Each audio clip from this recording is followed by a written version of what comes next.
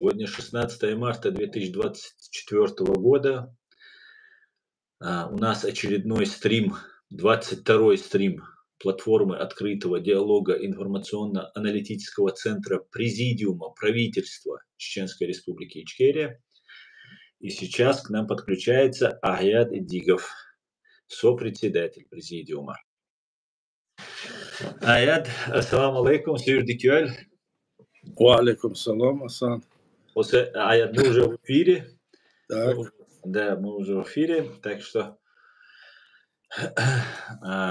Начинаем, да? Да, можно начинать. Я уже анонс сделал сегодняшнего 22-го стрима платформы открытого диалога Президиума правительства. Пока люди, я некоторым разослал в Телеграм, ссылку на Телеграм. Телеграм я тоже сейчас включу, потому что я его еще не успел включить. И люди сейчас будут собираться. Сейчас будут потихоньку собираться. Хорошо. Давай поговорим по тем вопросам, которые сейчас выставляют, скажем, о войне в Украине, в России, о той войне, которую ведут наши внутренние так называемые деятели, которые полностью себя изображают сторонником нашего государства и пытаются сказать, что они представляют власть и интересы чеченского народа на самом деле. Я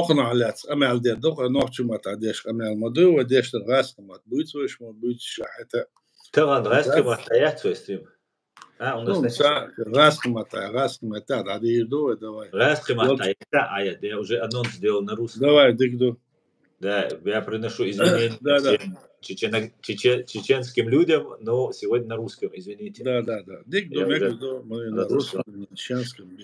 Аят, как раз я хотел по этому поводу задать тебе вопросы. Вот сейчас мы говорили, у нас была одна, даже две темы, мы обсуждали эти вопросы, что сейчас на территории России вооруженная российская оппозиция ведет боевые действия на территории приграничной с Украиной. И вчера я видел, или позавчера я видел видео, где ребята, которые представляются, одного которого мы видели рядом с Закаевым, они тоже как бы сейчас ведут вот эти боевые действия, как они нам говорят об этом. Как такое возможно, если украинцы не идут, украинцы не заявляют, что они идут, и получается, как россияне, что ли, получается, эти ребята? Если эти люди являются гражданами Украины, тогда мы можем говорить, что это украинцы, украинская, гвардия или батальон. А если они по факту остаются еще пока гражданами, скажем, России, Российской Федерации России, так называемой, тогда мы можем говорить, что это есть действительно российские, скажем, гвардейцы или российские граждане, оппозиционеры, они ведут войну против власти, хотят захватить власть в России. Это так можно рассматривать. В целом. Да. Там просто есть человек, который вроде получил гражданство украинское, но Украина заявляет, что Украина там не воюет, что это русские добровольцы, российские добровольцы, РДК, Легион Свободы России и батальон Сибирь. И показали так называемую армия Ичкерии, ее еще называли. Мне в комментариях наш один общий знакомый писал, что это армия Ичкерии. Возможно, что они себя могут называть как угодно, они же добровольцы, так? Они могут себя назвать и так, и сяк. Это добровольцы, это по национальности чеченцы, и они, если называют себя так, то значит они в перспективу хотят быть в армии, создать и содействовать созданию чеченской армии. Я так понимаю это. Понимаешь? То, что там, я то, что-то там не видел, говорили, я многие передачи слушал, и даже сами украинские и другие, в которых было сказано, что там какие-то ну, прошли мощные какие-то движения, но само то, что вот они пошли туда, пусть это были русские, чеченцы, пусть это были еще кто-то, которые имеют гражданство РСФСР России, Российской Федерации России, то это можно считать, что это как бы внутренняя, значит, оппозиция, которая вооруженным путем с территории Украины действует против действующей нынешней власти. Вот так это можно рассматривать, не иначе. Но чтобы сказать, что сегодня ситуация так, перелом какой-то произошел, нельзя, хотя мы можем говорить, что это положительный момент, что они идут туда, это положительный момент, что сами россияне, как сказать, идут сюда. Но в то же время могу сказать другое. Если они идут и говорят, допустим, чеченцы идут туда и говорят, что мы россияне, значит, они являются россиянами, а не гражданами Чеченской Республики Ичкерия. Вот здесь момент такой тоже. Люди могут об этом говорить. Видимо, здесь этим людям надо, нашим людям, чеченцам, это учесть, когда они будут куда-то там идти или какие-то делать заявления. И они должны опираться на линию, которая есть в соответствии с решением нашего народа о создании нашего государства. Так? И государство создано по современному международному праву, а раз оно создано, значит, отходить от этой линии и говорить, что мы россияне, они тоже как-то себя здесь уличают в чем-то. Но я отношу это, может быть, они не понимают, что говорят. Но с другой стороны, так как они находятся, как бы я понял, в группе, которую возглавляет господин Закаев, так, Да. то здесь есть что-то такое, что его пропаганда воздействует на них. Притом, они еще на религиозной основе здесь делают какие-то заявления. Тоже здесь такая запутанная ситуация, но так как они добровольцы, и там они считают, что важно, чтобы власть России сменила, чтобы власть, как говорится, России сломить или разломить эту саму Россию, то они не обращают внимания, видимо, на эти вещи. Это было и у нас прежде, когда вот так в 91-м, 94-м, 5-м и других годах, когда наши войны фактически вот в политических терминах не совсем разбирались, и поэтому это было как-то выгодно нашим врагам, особенно Кремлю, который всегда выдавал на гора: вот так сказано, вот так есть. То есть и мы оказывались с точки зрения, значит, на международной арене, а что они не говорят так надо, почему? А значит, у них нет политического уровня, а значит, они могут иметь свое государство, а значит, прав Кремль, который то. Все это было во вредном. Это мы должны были это все понять. И мы сейчас, вот я говорю, что нельзя так действовать. Если мы чисто на о чеченском государстве говорим, мы говорим о создании чеченского государства, то нужно здесь в своих выражениях даже, высказанных, строго в рамках тех положений, которые есть в нашей Конституции и в нашей основе. И те люди, которые в политической основе там заявляют, что они там власть или там кабинет министров, надо здесь быть тоже осторожно, потому что завтра спросят, а на какой основе вы вот эту власть поддерживали, потому что эта власть и эти люди все эти годы занимались лишь только тем, что утверждали, что мы являемся частью России. И этому есть масса документов, которые они сами принимали. Вот такая ситуация.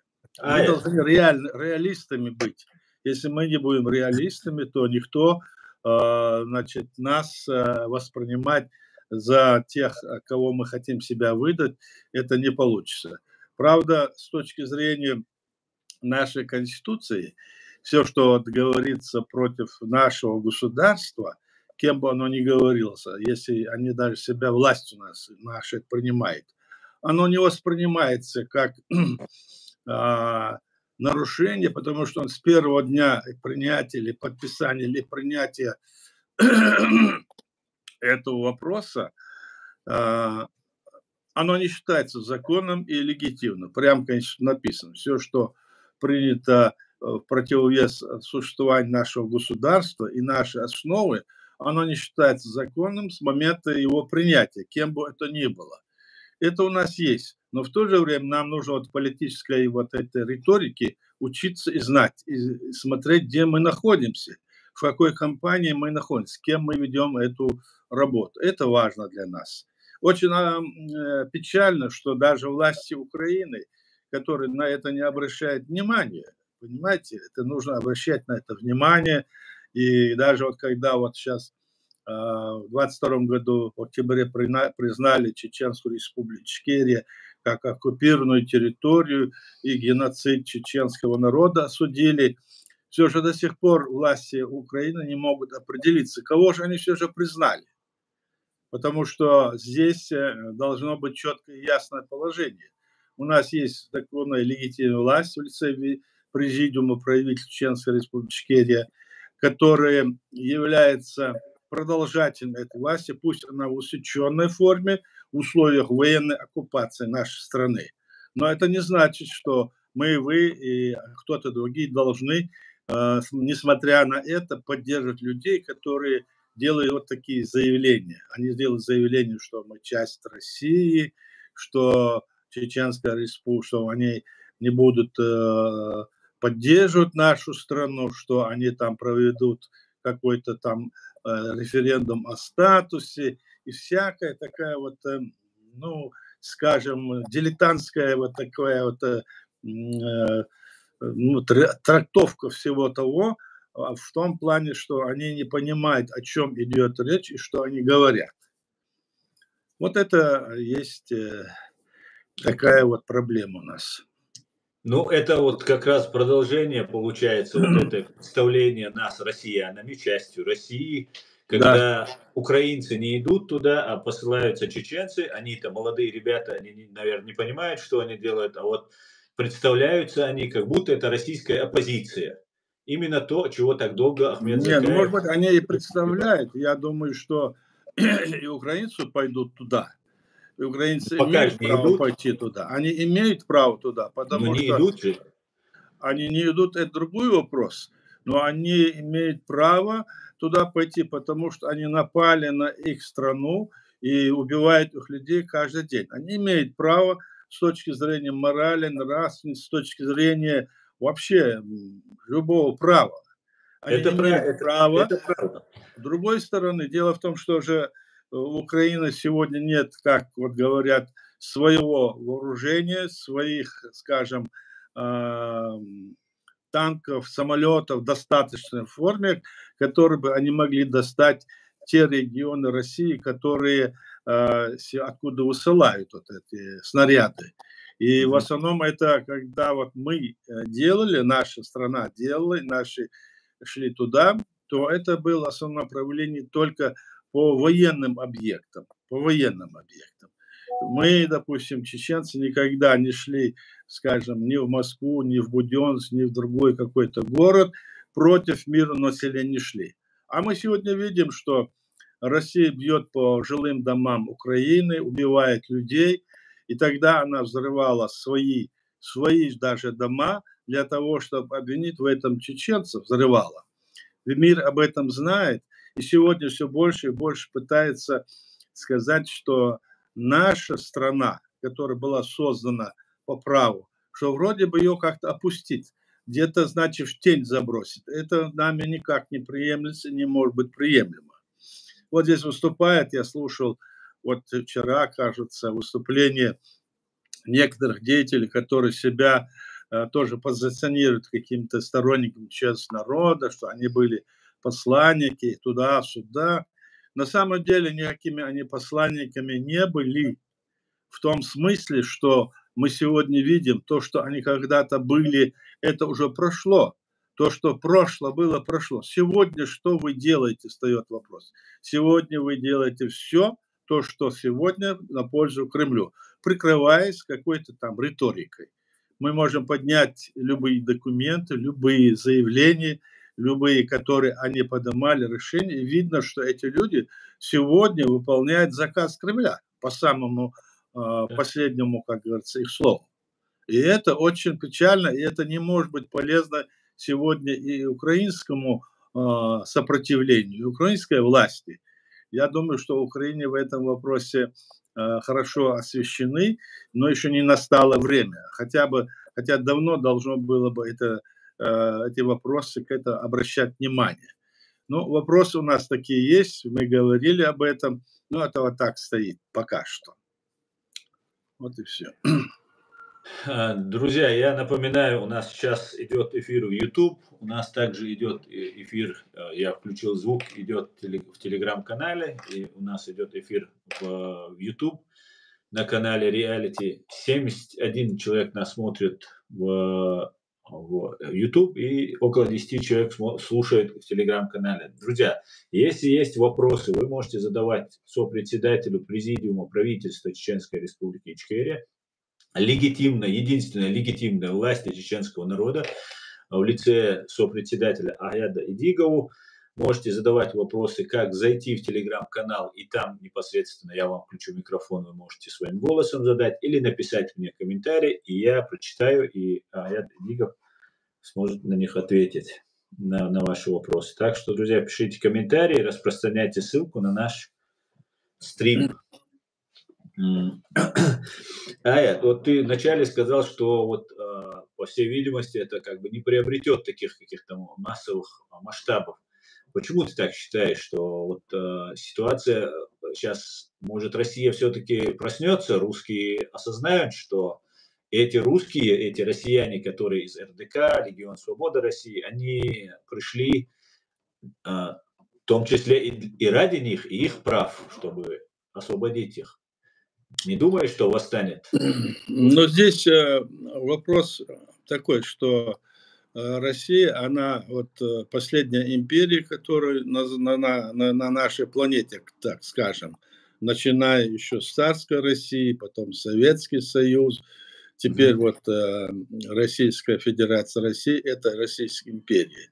И народ, который живет в этой империи, особенно русские, которые стали называться русскими, они привыкли жить таким образом. Они привыкли выполнять те задачи, которые ставит перед ними царь-батюшка или, значит, власть центральная, коммунистическая партия, и потому что они являются якобы нация, которая может пойти и весь мир покорить. И вот песни были у них там, знаете, так? И вот это все, вот это состояние, они пока в этом состоянии находятся. И то есть здесь раб и властитель, он пока что еще существует. Это же существует и в других диктаторских режимах, которые есть, ну, мы знаем, по всему азиатскому континенту и по Африке, но и в других местах тоже.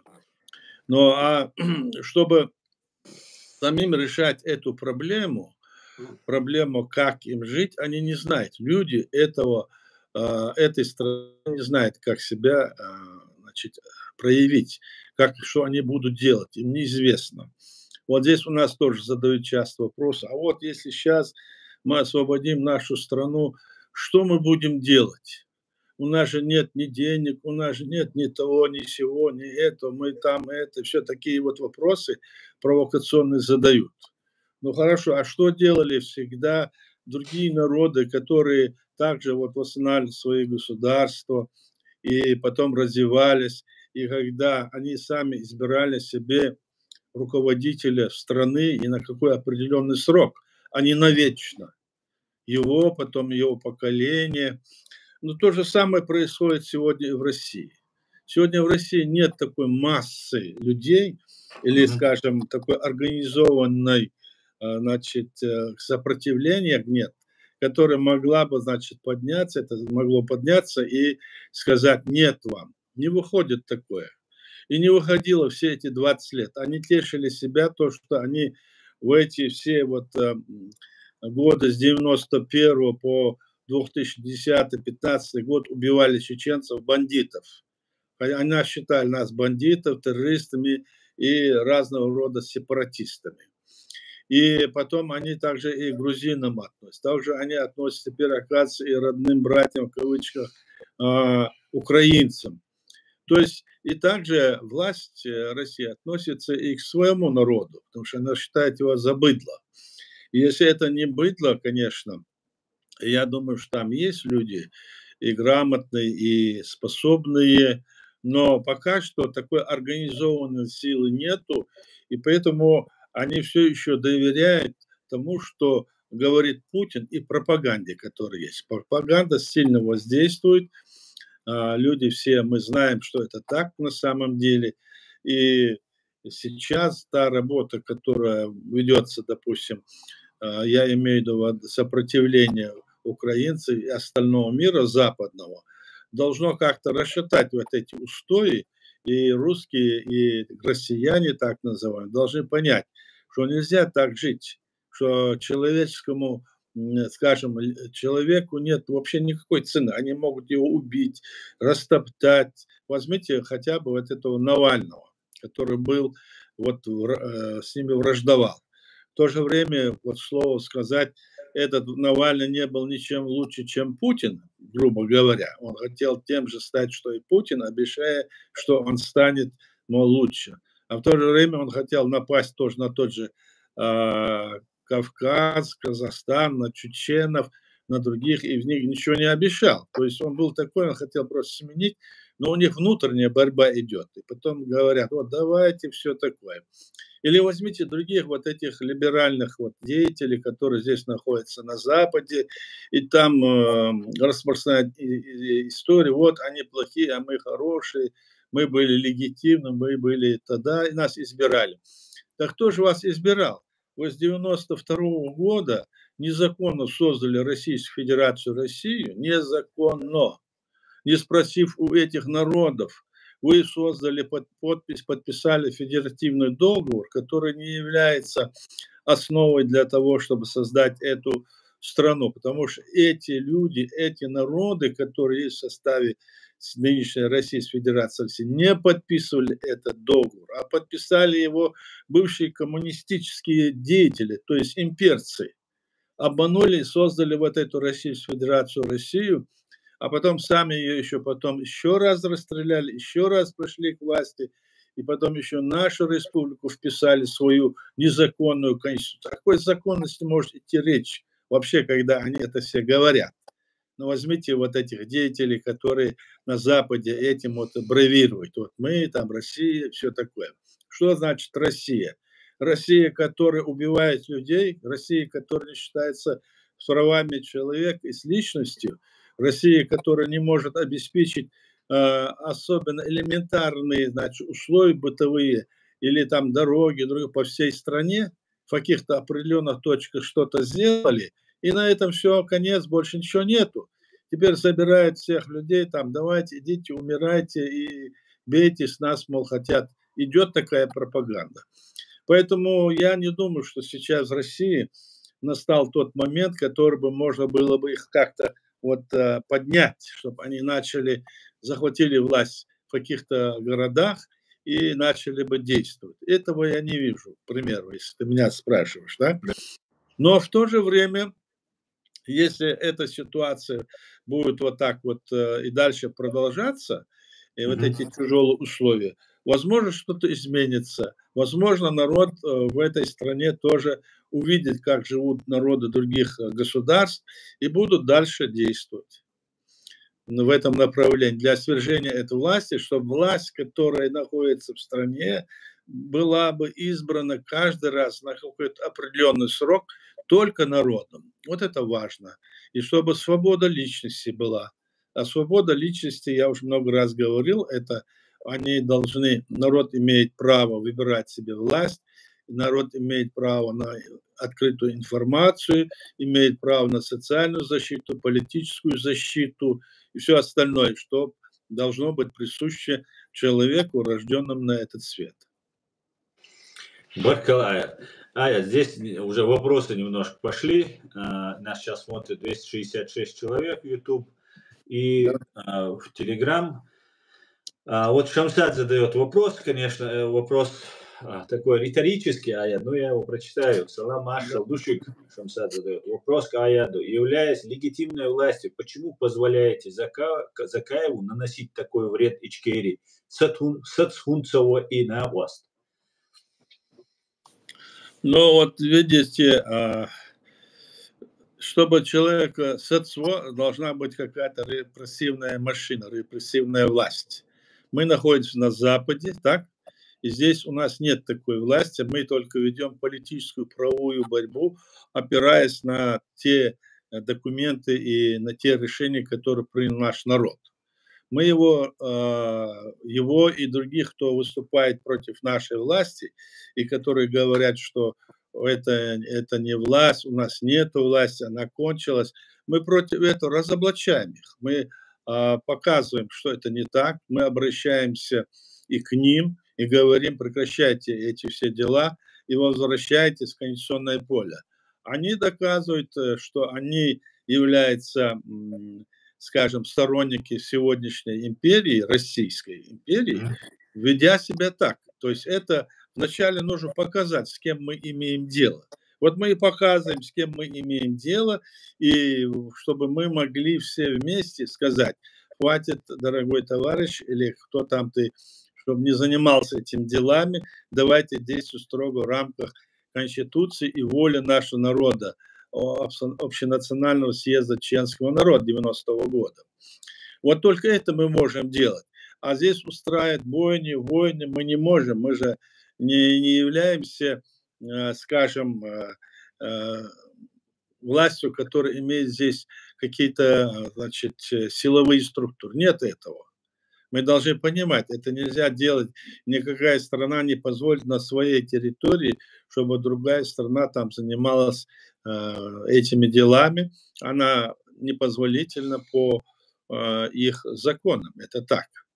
А так мы вот говорим, вот такая ситуация, чтобы знали наши люди, которые находятся там у нас на родине, чтобы знали наши люди, которые распределены по всему миру. Вот о чем речь. Дело должно измениться само собой, потому что в мире действует пока что еще здесь современное международное право, и мы должны действовать только в рамках этого права и нашей Конституции. Вот о чем речь. Баркал, Аят, Баркал. Аят, Эд Мамедов спрашивает, салам всем свободным людям, как вы думаете, что пытается добиться Закаев? Ну, здесь очень просто. Закаев, как говорил наш первый президент, отрабатывает. А что он отрабатывает? Вот возьмите, к примеру, скажем, вот в 2001 году, 2002 году и дальше, они, значит, в Лихтенштейне, потом до этого в Женеве, скажем, в Швейцарии, потом в Копенгагене, и там везде принимали документы от имени власти, будущего власти, принимали документы, согласно которым якобы наша территория являлась частью России. А кому это нужно? Это нужно только Кремлю. Вот чем они занимаются. После этого они еще приняли так называемую концепцию об условной независимости Чечни, в которой тоже они говорят, что мы являемся частью России. После этого они, значит, активно участвовали в вот этом процессе, который происходил после 2000, скажем, 2007 года, объявив себя незаконно, при действующем про нашем правительстве, при действующем президенте, они 6 ноября объявили себя властью. А в это время еще действовала наша власть, ее никто не упразднял, не убирал. Они выпустили так называемый документ, в котором что власть и президент, и все остальные ушли в отставку, и что мы берем на себя власть. Тем самым говоря, что мы являемся властью, пытались от имени чеченского народа вести вот эту пропаганду. А кому она нужна, эта их пропаганда? Эта пропаганда нужна им. Они сидели вот с Березовским и с другими там вот этими российскими олигархами на их дотации, и все это работу вели, и сегодня ее продолжают вести. Мы каждый раз им говорим, вернитесь в конституционное поле, оставьте это дело. Они этого не хотят делать. Вот и все. Вот вам и ответ, почему они это делают. Они фактически словами нашего первого президента Джохара Дудаева, занимаются тем, что отрабатывают то, что на них возложено. Баркалай. Сейчас нас смотрят 562 человека, и я вас всех прошу распространить ссылку в социальных сетях, WhatsApp, раскидайте, друзья, как можно быстрее, это очень поможет продвижению, правда. Аят, еще уже 418 смотрит. Аят, несколько дней назад, пару недель назад, может быть, больше, да. Был было открытие мемориальной доски в честь Джохара Дудаева. Да. Твоего соратника, человека, с которым ты прошел очень много. И там появился на этом фоне Ахмед Закаев. Через какое-то время Николай Патрушев, директор там СБУ, не СБУ, а Совета Безопасности, там, и кто он там у них, заявил о том, что какие-то там люди открывают террористу Дудаеву памятник, вроде бы, мемориальную доску, вроде бы такое незначительное, для нас это очень важное событие, очень ценное для нас, но для того, чтобы Патрушев обращал внимание, вроде ранее на такие же вещи, открытие других улиц, в других местах, там, этого не было. Как ты думаешь, почему русский Фредди Крюгер Николай Патрушев именно упомянул там это событие и привлек свое внимание к тому этому событию, что там Ахмед Закаев и так далее. Он таким образом его легитимизирует и поднимает в глазах Запада, что вот этот человек его враг, и это же не излюбленная ли это тактика российских спецслужб? Здесь можно говорить по-разному. От того, что там этот представитель России что-то там такое заявил, это вообще мало что значит с нашей точки зрения. Они что угодно говорят. Одно время он врал, говорил, что рязанский сахар, это не рязанская взрывчатка, это просто сахар, что это учение или другое. А здесь можно по-разному это рассматривать. И мы видим, что их работа, как я говорил, это, конечно, может быть восприниматься как то, что этот мемориал расстреляли, там привели негодность. Это может быть как дань или как, вот мы вам сделали, как говорится, леща кидают этому Путину и его окружению, я так думаю. Они же не стали бы это делать в других местах, они же это не делали. Но я думаю, что это они раскроют там в Украине, кто этим занимается. И может быть даже прямо команда, понимаете, поступила после этого. Не прямо было так сказано, а потом, может быть, и команда поступила. Давайте это сделайте. Я не сомневаюсь. Уже после того, как открылся. Да, конечно, да. Он заявил об этом. Они могли и сами это сделать. Кто служит там в Москве, там в Рукавине, да, они могли и сами сделать. Вот вы сказали, а мы ему что сделали. Вот такие вещи они могут делать. Баркал. Так, есть ли еще вопросы, друзья? Прошу вас распространять ссылку на наш стрим и давайте поактивнее задавайте вопросы.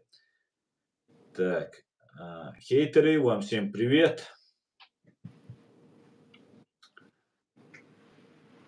Так. Белгород утюжит третий день, говорит один наш подписчик, и говорит, почему Путин бомбит? Путин привел войну в Россию и будет уничтожен. Говорит, это не вопрос, это кросс-комментарий. Так, я думаю, мое государство США хочет добиться капитуляции фашистской Российской Федерации и деоккупации оккупированных народов, судить фашистскую Российскую Федерацию и КГБ и всех преступников. Но мы должны бороться, не допустить мошенников к власти. Как раз за этим мы и занимаемся. Да.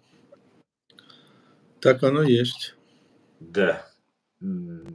Так, вопросов я не вижу только комментарии. Ну и наши любимые хейтеры.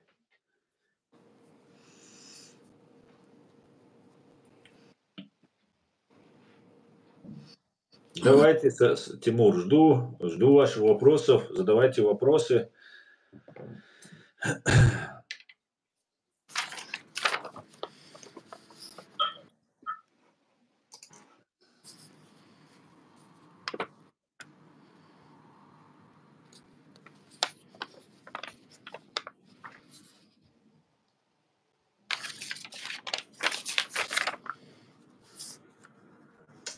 Так.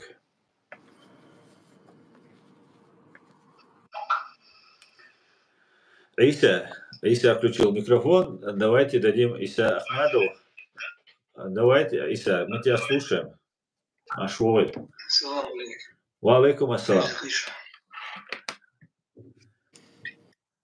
Так, мы тебя слушаем. Я хочу добавить то, что сказал Ахаят Идигов. Угу. Недавно я общался с домом и пытался что-то объяснить им. Так мне объяснили они, что происходит за рубежом. Мне сказали так: мы видим, что делает Закаев. Если он пробьет Конституцию 2002 года, то мы теряем государственность. Если мы будем воевать за 1992 год, Конституцию 12 марта Чеченской Республики, а потом 16 декабря 1994 Чеченской Республики Ичкерия, тогда мы можем претендовать на то, что весь мир признает нашу правоту. Мало того, 2002 год объявляет исламское государство. Ничего против не имеем, против исламского государства. Но мы-то созданы были нашим народом. Джавар Дудаев, его ближайшие соратники, миллиметры влево-вправо отточили конкретно. Кинжал есть с двух сторон, короче, острый. И рукоятка есть такая, что не надо воевать. Лучше давайте будем миром жить. Но не получилось. Вот сейчас так получается, что я сказал, кто так думает? Он сказал, где-то 40%.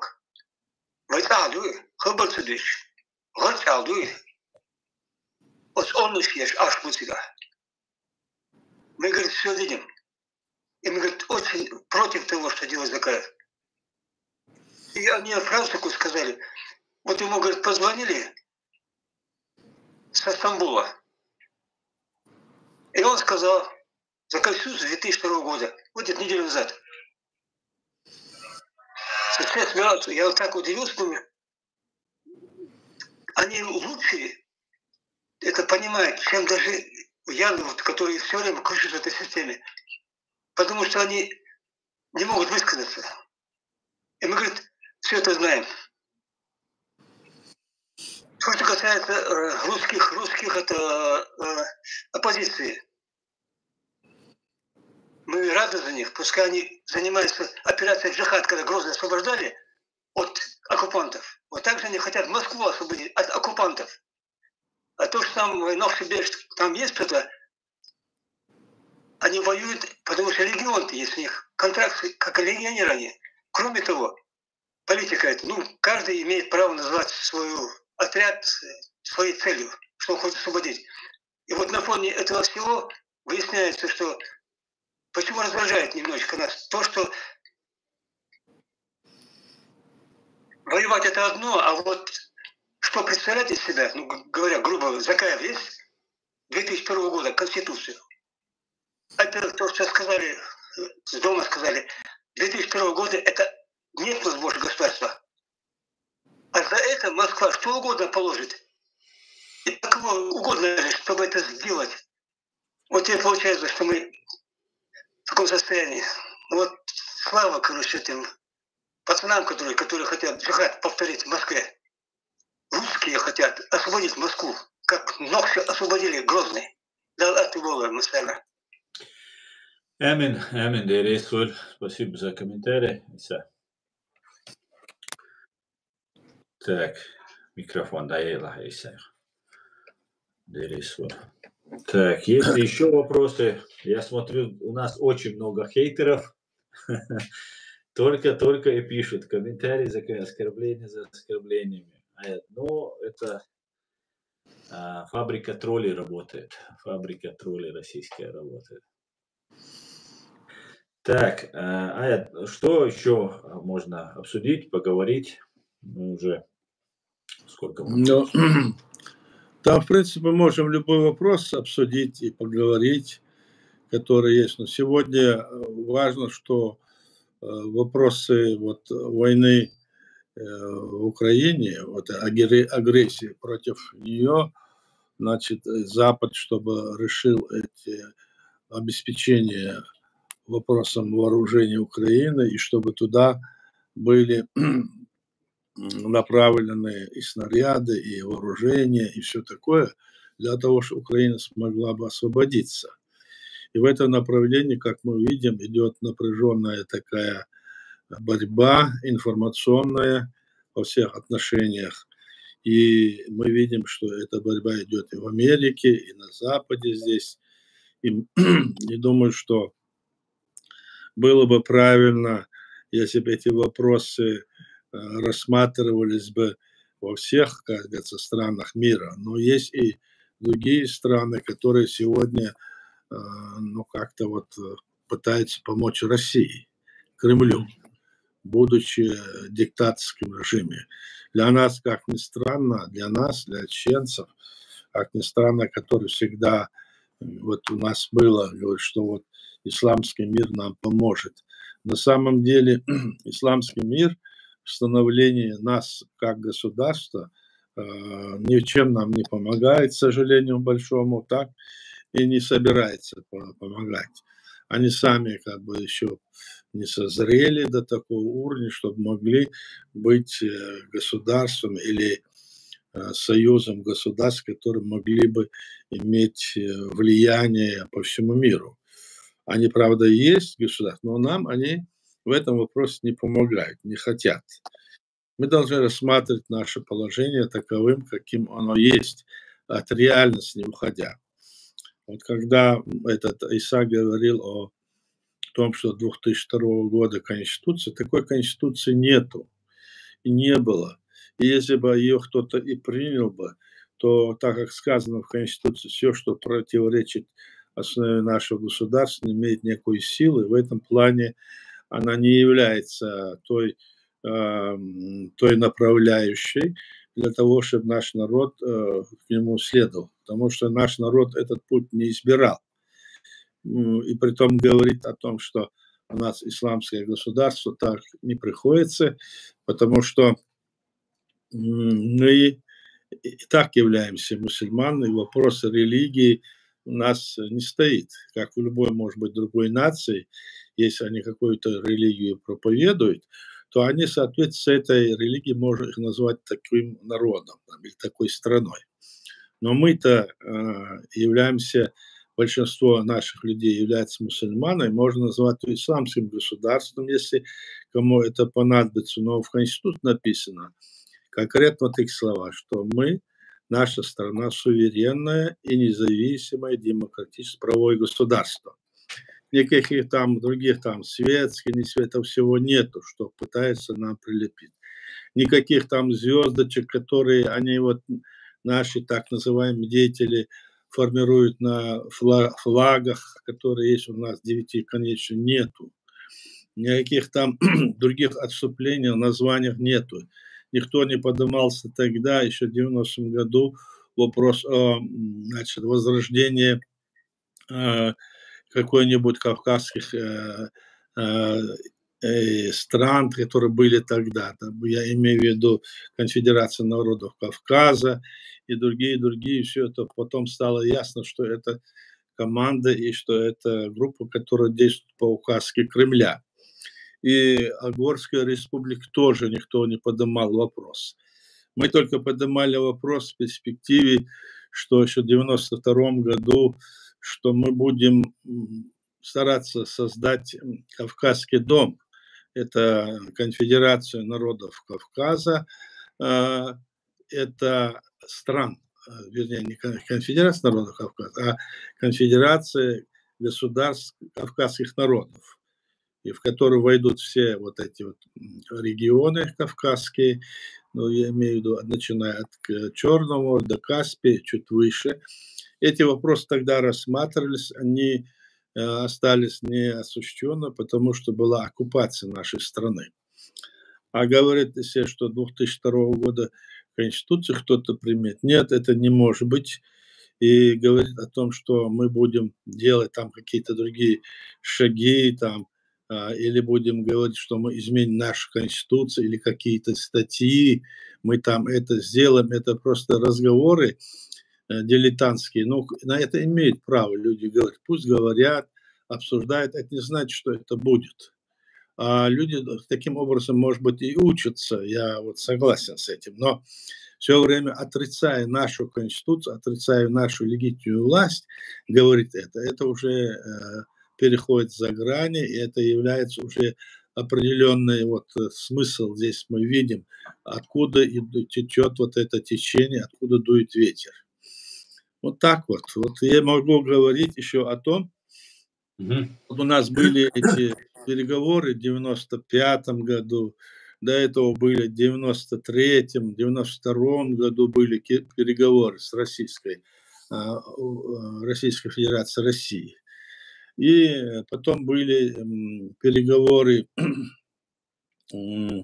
какой 95-й я сказал, потом в 96-м году в августе. И вот здесь вот разные там люди там садятся и говорят о Хасавюртовском соглашении, о других. Вот и неправильно интерпретируют это все, неправильно все это выдают, вот что, мол, это было такое важное событие, все такое. А Хасавюртовское соглашение имели только одно важное значение. После поражения российской армии, которая потерпела сокрушительное поражение от чеченского народа, хотя многие говорят, там пытаются сказать, что вот в Грозном вошли 800 человек. Да, в Грозном, может, вошли 800 человек, кто их считал так образно. Но внизу было чуть ли не в 10 раз еще больше, которые могли это все знали, всю ситуацию, и поставили эту армию в такое состояние, что они все заволоклись и пытались спасти всех, кого они захватили в плен, отпускали наших людей. Сколько людей они замучили, убили, это не приходится, как говорится, даже повторять. Это страшные дела, которые они творили. Теперь мы говорим, что все люди, которые у нас вот сидят до несколько десятков тысяч, я знаю, до 20 тысяч, вот такая цифра есть. Правда, не знаю, откуда она, но вот примерно кто-то почитал, все время повторяет. Столько людей, наших людей, молодых людей сидят в российских тюрьмах до сих пор. Когда приходит срок, их убивают в основном. Вот такая ситуация. А в 96-м году здесь вот я видел, разные дети рассказывают, там это было, потому что вот они там приняли решение, и мы считали, что мы это... Ну, такое все в пользу того, что слова, которые они говорят, через колено как раз, два, три, там, в пользу России, раз, два, три, в пользу России. Такие слова, выражения.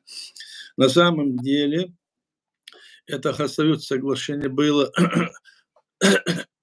Это соглашение было настолько четко и ясная была задача, в которой было сказано, что в котором вот в чем была, так говорится, задача. Вывод российских войск, который потерпел поражение. Мы же там тогда собирались, многие были шаги, мы хотели мирно жить с Россией, даже в этих условиях. И потом там люди, которые подписывали этот договор, это был секретарь Совета Безопасности Лебедь и начальник штаба вооруженных сил Масханов. Это говорит о том, что это были переговоры о выводе войск, а их преподносят, как будто это чуть ли не отложенный статус, что это там сказано то, что там это сказано. И притом там масса слов, из которых, если его рассматривать как документ, который является, скажем, межгосударственный, то это весь документ в пользу России получается. Но наша страна, ни наш президент, ни наш парламент не утверждали этот документ. Даже Россия его не утверждала. Это касается соглашения были, чтобы там они написали, был результат. Какой был? Вывод российских войск. И они были выведены. И мы потом провели выборы на нашей территории в соответствии с нашей Конституцией. И очередные выборы были проведены. Вот что нужно говорить про Хасавюртское соглашение.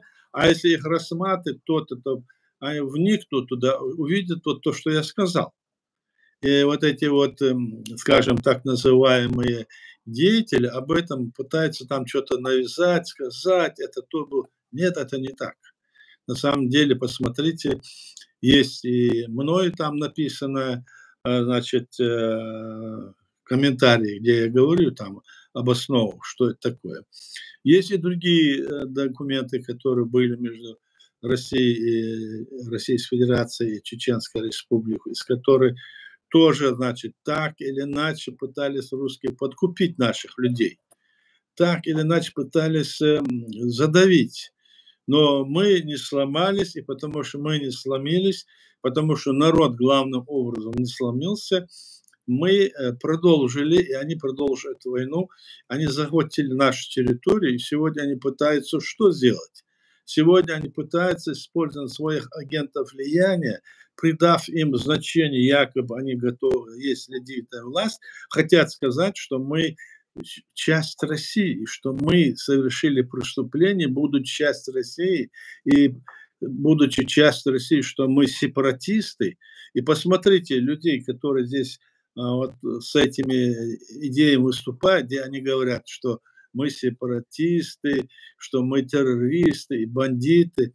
Посмотрите на все. Эти документы пишут так называемые наши люди. Да. Но они не имеют никакого права это писать, они не имеют никаких полномочий в этом плане. Это мы должны знать, это мы об этом пишем, мы об этом говорим.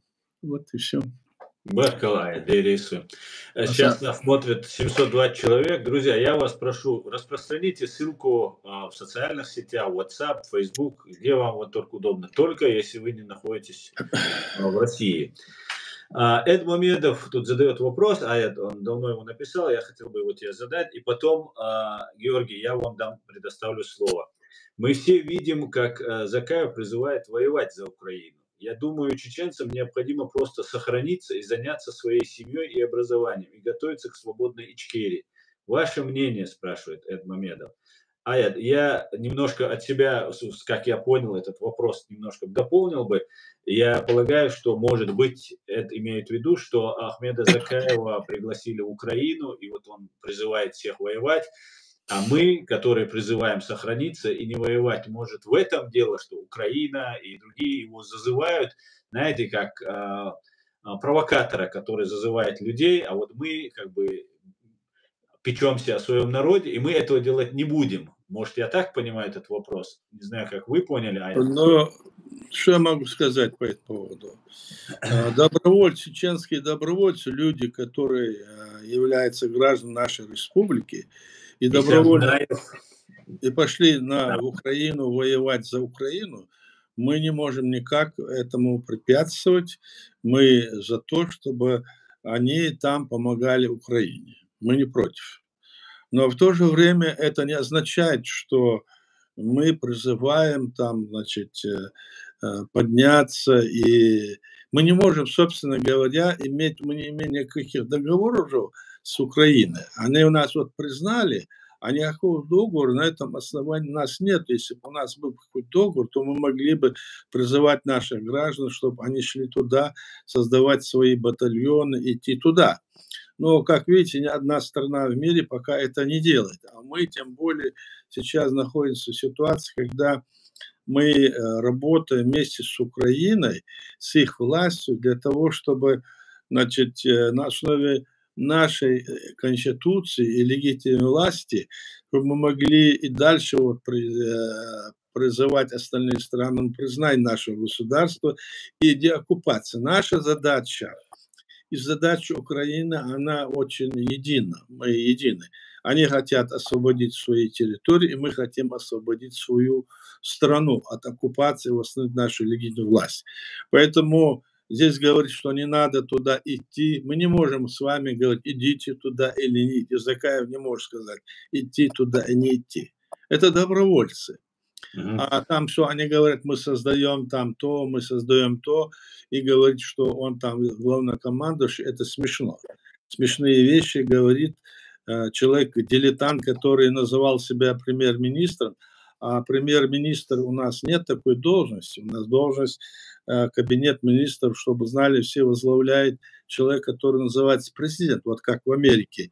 Президент возглавляет кабинет министров Америки. Так и у нас прямо.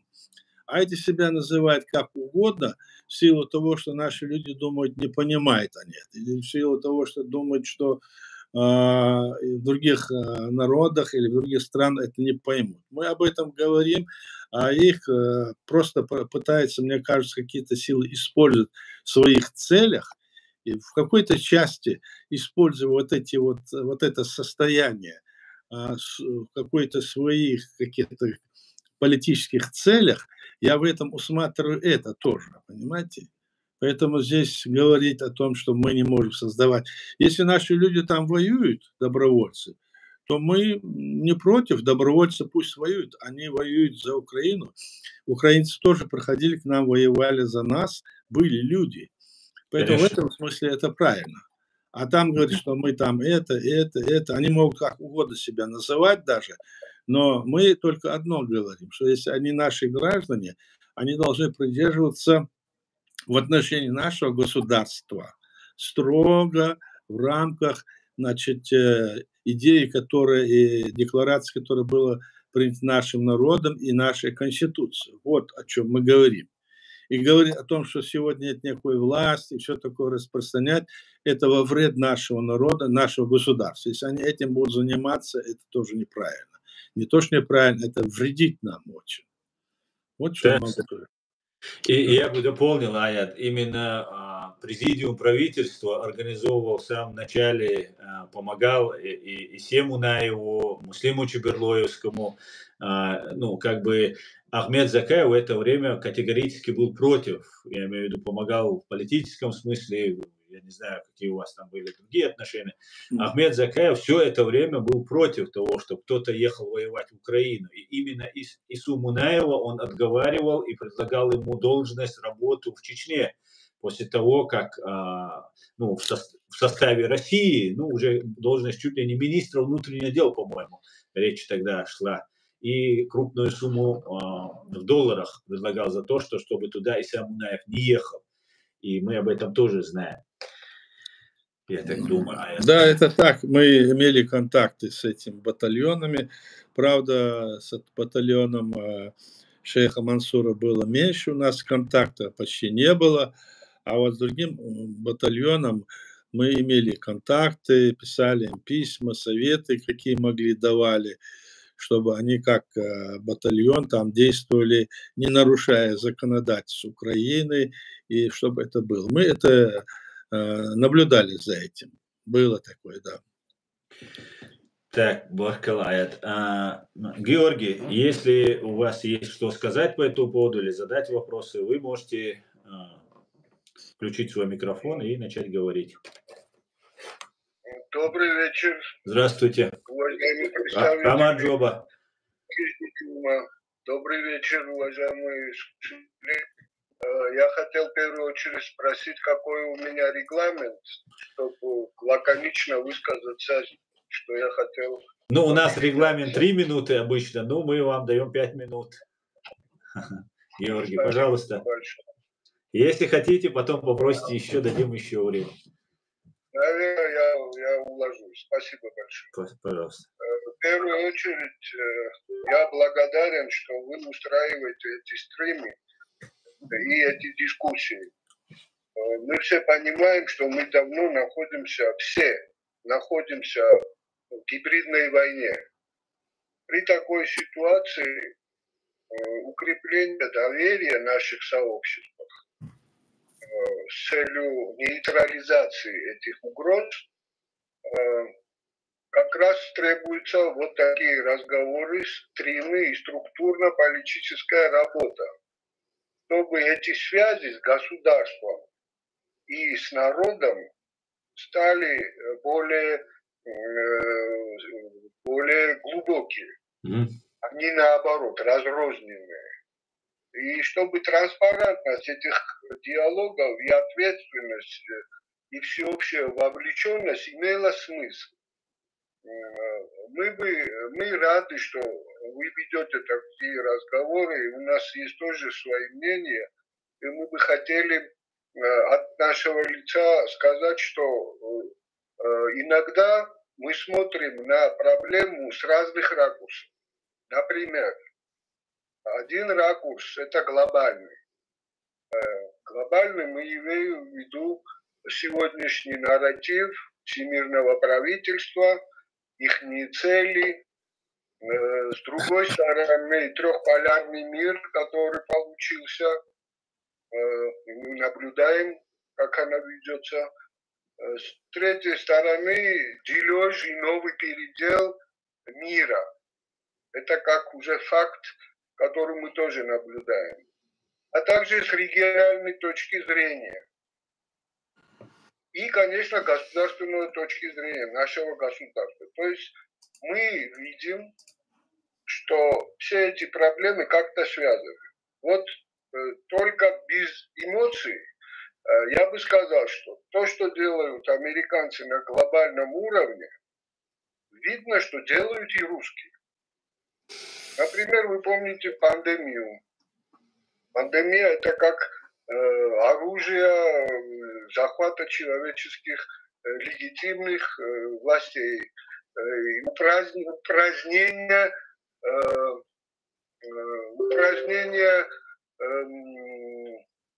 национальных государств. Они об этом заявляют, да, мы все это слышали. Через ВОЗ, через Всемирный экономический форум, через правительство.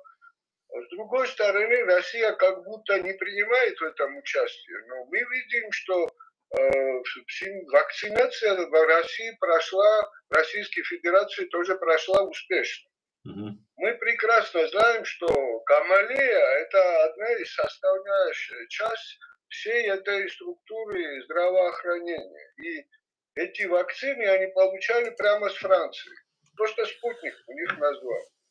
Обратите внимание, что то, что говорят американцы о цифровой валюте и распознавании лиц, то же самое происходит и в Китае, и в России, и за рубежом. Поэтому у нас есть такое мнение, что национальные государства никому не интересны. Мы где-то попали, маленькие государства, попадаем под чужое влияние и под чужие интересы. И под этот передел. Единственное, что мы можем, это хорошо сплотиться и объяснить нашему народу, нашим соотечественникам, максимально поработать с ними, вот как вы работаете в политическом и структурном смысле, чтобы мы понимали, куда лучше идти.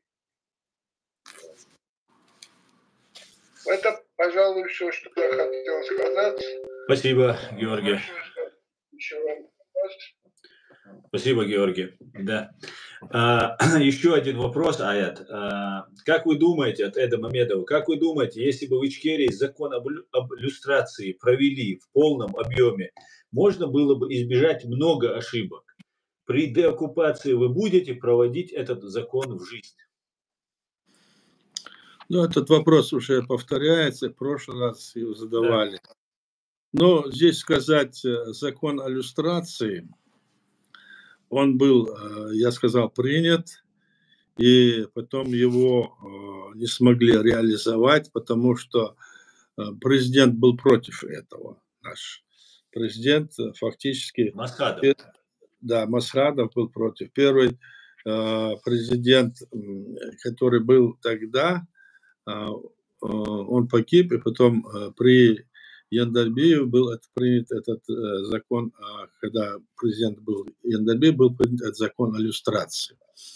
Парламент его принял, никаких, значит, претензий у президента Яндарбиева не было, а потом, когда избрали президентом Масхадова, он по каким-то там субъективным или политическим таким мотивам не стал выступил против этого, реализации этого закона. Но это было связано не то, что он хотел, видимо, таким образом, я так понимаю, тогда хотел таким образом увеличить количество своих сторонников или как-то не развязать какую-то внутреннюю эти распри, я так понимал. Но, может быть, это было бы и хорошо бы, если мы сделали, но нам не удалось тогда его ввести в действие, вот что хочу сказать. А что было бы или не было бы, дело было в том, что тогда, после Первой Проведем войны... аят, потом проведем полную иллюстрацию. Ну вот после того, как мы придем к этому, я думаю, что надо провести и надо сделать это. Обязательно надо, потому что тогда их было как-то еще после этой войны, мы еще не очнулись, и мы не знали о таком предательстве, которое есть среди, скажем, наших людей. Предатели, которые выступили и которые отступили. Тогда казалось, что эти люди... И потом тогда наказания были очень смешные даже, понимаете? Единственное, что там самое серьезное было, там не позволять им работать в тех или иных, значит, институтах, предприятиях, руководителям не позволять работать, не позволять им, значит, учителями быть. И все такое. Вот такое мелкое, с моей точки зрения, сегодня было там в этом законе. Даже там ставился вопрос, что не позволять им носить шапку, папаху, чтобы они не имели права носить. Вот такие вещи были. Но, правда, это не прошло, то, что я сказал последнее. Но думаю, что этот закон надо будет пересмотреть. Вот что я так думаю, когда смотрю на те времена и на это. И тогда это будет правильно, это правильно будет ход. Это будет один из верных шагов, которые необходимо будет предпринять тогда. Так я считаю. Баркалдересу. Отлично. Так, есть ли еще вопросы, есть ли еще комментарии, друзья? Сейчас нас смотрит 701 человек, друзья. Я вас прошу, распространяйте ссылку как можно больше, пусть больше людей узнают правду. У нас в эфире Аят Эдигов. Это платформа открытого диалога информационно-аналитического центра Президиума правительства Чеченской Республики Ичкерия. Сопредседатель Президиума Аят Эдигов любезно отвечает на наши вопросы в очередном сегодняшнем 22-м нашем стриме. Друзья, прошу. Так. В основном наши сторонники аят, которые находятся в фашистской России, во временно оккупированной Чеченской Республики Ичкерия, комментарии не пишут, потому что я их постоянно призываю не писать, и это для их безопасности. Хейтеры, конечно же, не останавливаются ни на секунду. Что они помогают нам раскручивать канал. Поэтому женщин прошу не смотреть, не читать наш чат, чтобы не портить себе настроение. А так, пожалуйста. Так.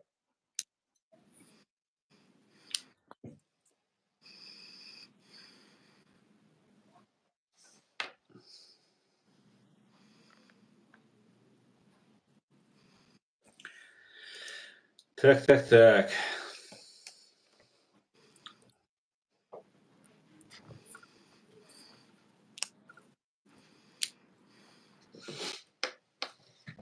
Нет вопросов. Все молчат. Да, вопросов особо нет. Мы 70 минут уже почти. Ну, если нет вопросов, давай прекратим. Зачем это? Мы сегодня поздно начали и не думали, что мы начнем, потому что мы это вид передачи отрабатывали. Да, настраивали технику. Да и Рамадан был как бы после... Да. Да, мы задержались. Тогда, Аят, следующий стрим у нас во вторник, на русском языке мы его проведем. Сегодня должен был на чеченском быть, но раз уже тогда оставим на русском следующий стрим тогда.